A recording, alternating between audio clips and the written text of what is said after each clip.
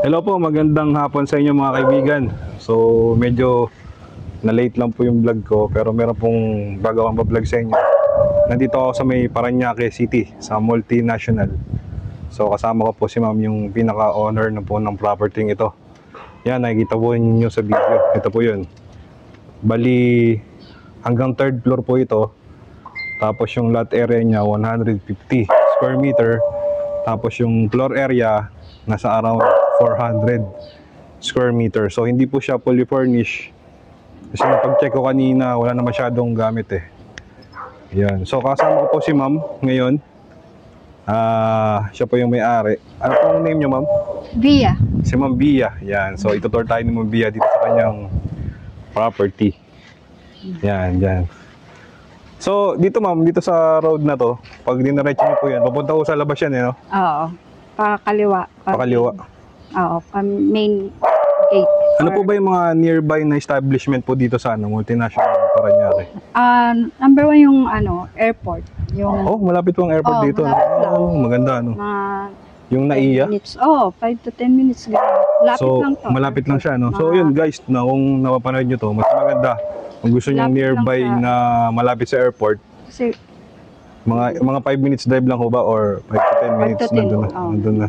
Eh sa mga mall po, malapit yata to sa SM. SM Sukat. Sukat. Pag ditong gate, marami kasing gate din dito na palabas papuntang Makati. May daan din ho siya papuntang Makati. Tagos-tagos lang yung mga gate. Kaya accessible talaga yung lugar na to. Villanueva Village, yung paglabas mo dyan, na. Saka napansin ko po dito nung pagpasok ko natin doon sa guard, no, hindi talaga sila nagpapapasok ng mga outsider.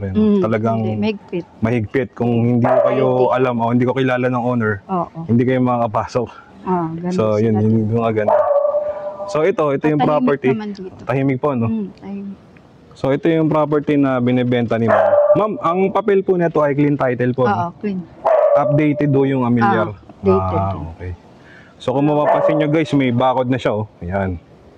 Hindi na kayo magpapabakod. Tsaka, ano lang naman to eh, Saka konting... dito hindi binabaha. Kahit anong bagyo, never dito binabaha. Babahin yung doon sa may... Sa may babae, no? Oo, doon sa may labas. Pero dito, ever since? Never. Yung mga ondoy na bagyo, never dito binaha. So dito ma'am, dito sa daang to, saan po punta yan? Alin yan? Dapat dito. O, tagos din yan. Papalabas? Palabas. Tagos-tagos lang yan, mga ganyan. Tapos, Okay. lapit sa gate 3, yung palabas na ng Villanueva Village.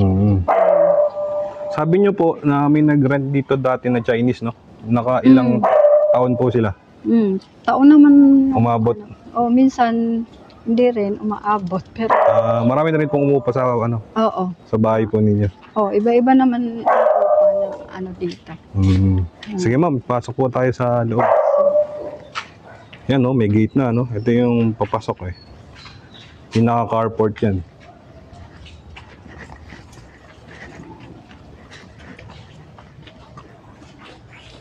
Meron siyang grotto, no? Ano? Si Mama Mary.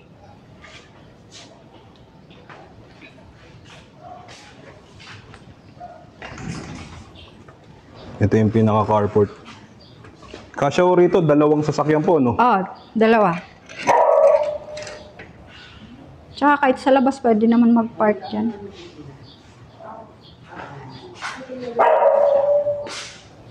So kung mapapansin yung flooring, naka-tiles na siya.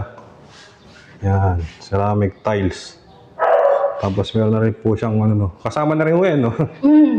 Yan, lahat yan, mga aircon, ganyan. Ito, yung split type aircon. TLC. So ito yung pinaka living area. Yan, ito yung pinaka living area. Ito open to dati, nilagyan Nilagyan nyo lang po ng pinto, no? partition. Kasi yung aircon dyan. Para umalamig. Oo, nag-office sila ganyan. So yan po yung sa pinaka-kitchen, no? Magulo pa. Magulo nga lang. Naglilinis eh.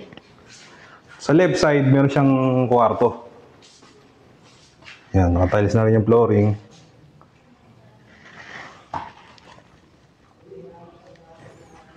Tapos meron na rin aircon.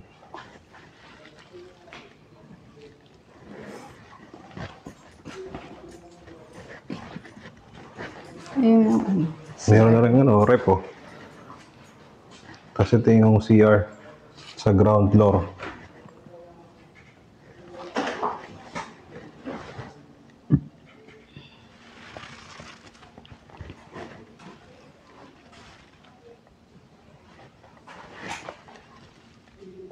Meron siyang exhaust.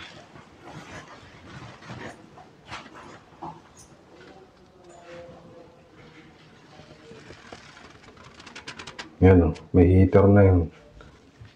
Shower.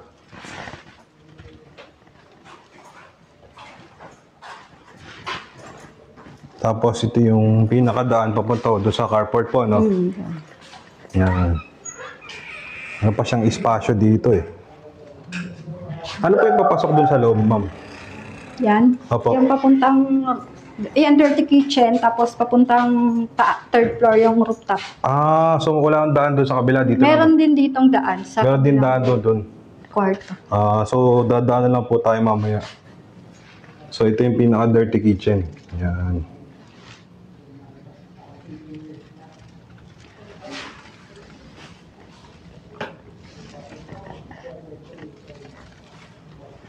So check na lang natin mamaya sa kabilang side.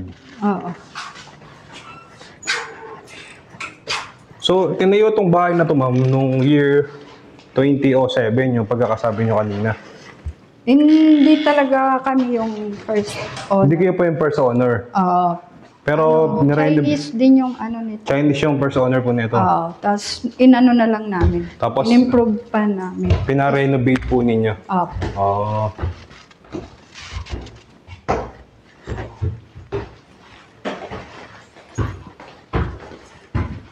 So sa second floor, naka-tiles din siya eh. Oo. Tapos yan. Kami na lahat nagpagawa. Ano po yung dito? Room. May room pa yan. Ah, may room. Oo. Meron siyang mga double deck. Oo. Tsaka may ano dito. Ay, sorry. Dito, sir. Ito, ma-press ko din dito. Ah, balcony. May balcony. Ano po siyang balcony, ma'am? Ayan. Oo nga. May upuan pa eh. Ito mag-relax, tapos magkakape-kape. Pag gabi dito, mahangin. Pag gabi po, ano? Oo. May mga gumapon. Kitang-kita mo yung mga kapitbahay eh. Ayun o, kita mo aeroplano, dyan lang. Pero hindi mo maririnig. Oo nga, no? Lapit na. Saan ba? Ayun.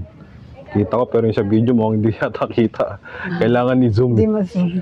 Oo, kailangan ni zoom. Oo. Nakikita mo yun.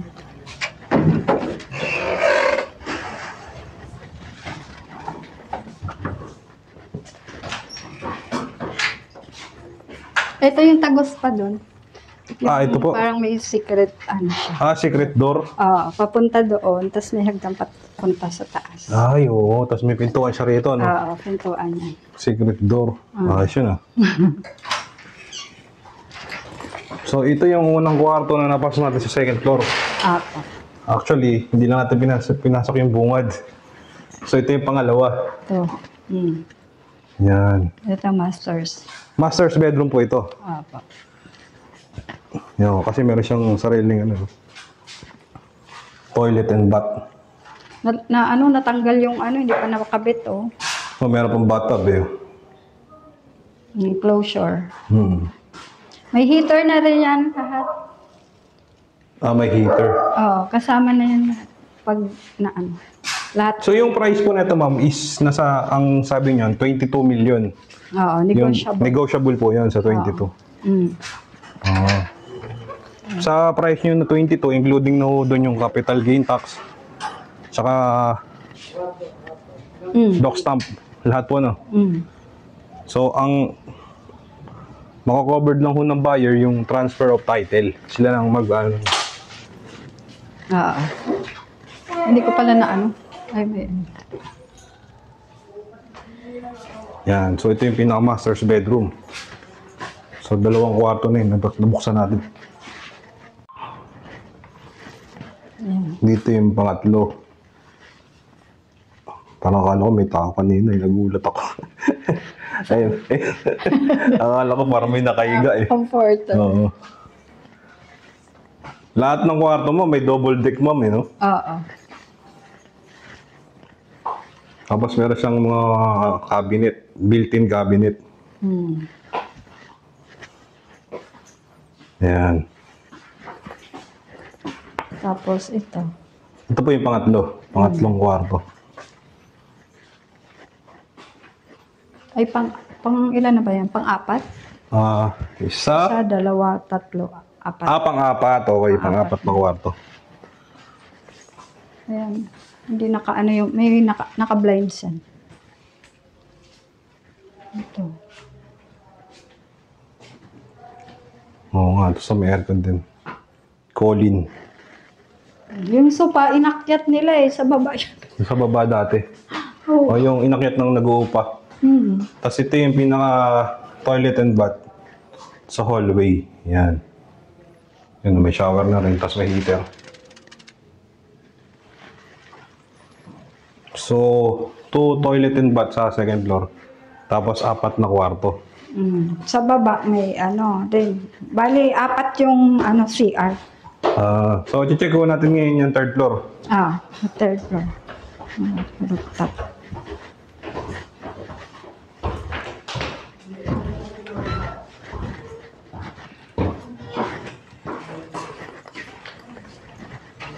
Di sila sama.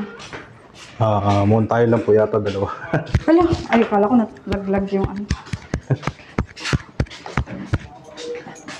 Ito. So, may lutuan po. Nagana po yan, ma'am? Hindi na. Alin? Ito, meron pong exhaust dito ng lutuan eh. Oo. Gumagana po yan, ma'am? Nung gumagana yan, hindi ko lang alam na yung kubo. Ay. Ano po ito, ma'am? Ha? Ay, yung sa tangke yan? Tangke ng tubig? Oo, yung motor dati dyan nakalagay. Oo. Tapos ito yung storage room. Yun na yung tagos dun sa... Yun tinuro nyo kanina. Oo. Yan, malaki pa yan. Oo. Sige, mapapasokin ko lang para at least makita ko ng mga nanonood. Yun nga, itinuro ni ma'am. Doon. Ito yung labas. Parang secret. Secret door. Yan.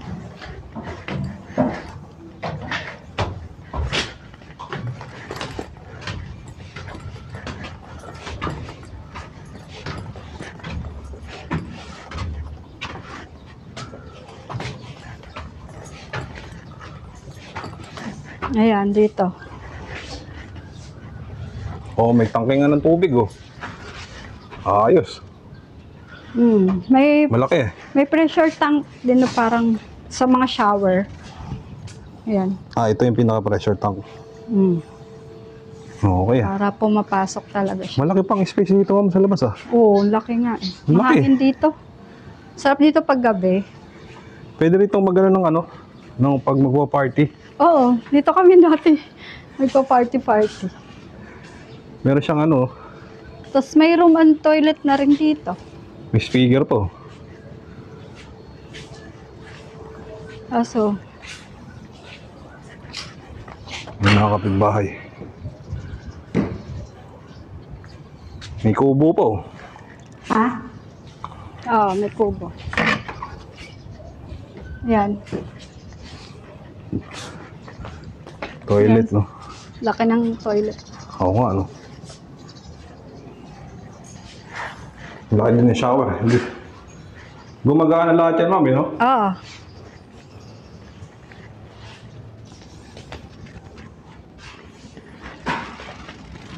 Pwede babae, lalaki.